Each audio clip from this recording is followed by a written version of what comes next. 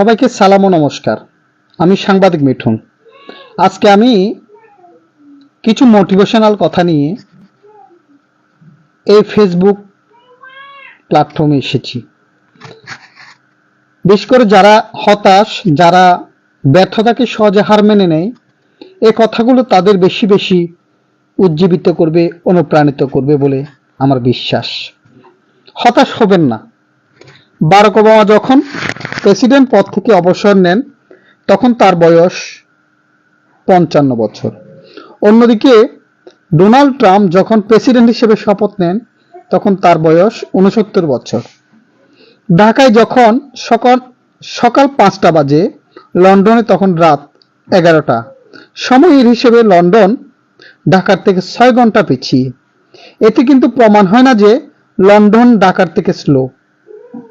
পৃথিবীর সবকিছু আপন গতিতে এবং নিজ সময় অনুযায়ী চলে। কেউ গ্রাজুয়েশন শেষ করে 22 বছর বয়সে, কিন্তু চাকরি পেতে আরো 5 বছর লেগে যায়। আবার কেউ 27 বছর বয়সে গ্রাজুয়েশন শেষ করে পরের দিনই চাকরি পেয়ে যান। অন্যদিকে 25 বছর বয়সে কোম্পানির সিইও হয়ে যান, মারা যান 50 বছর বয়সে। আবার অনেকে 50 বছর বয়সে সিইও হয়ে মারা যান 90 বছর বয়সে। কেউ 30 বছর বয়সে এখনো সিঙ্গেল, আবার কেউ 22 বছর বয়সে বিয়ে করে সন্তান জন্ম দিয়েছেন। মনেই হতে পারে পরিচিতদের মধ্যে আপনার থেকে কেউ অনেক এগিয়ে আছেন, আবার কেউ আছেন অনেক পিছিয়ে। কিন্তু আপনার ধারণা ভুল।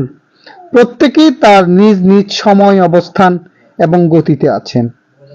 আগে থাকাদের প্রতি অভিযোগ না করে, পিছিয়ে থাকাদের অবহেলা না করে সবসময় শান্ত থাকুন। আপনি এগিয়েও নেই, আবার পিছিয়েও নেই। আপনার পথ আপনার, অন্যের পথ অন্যের।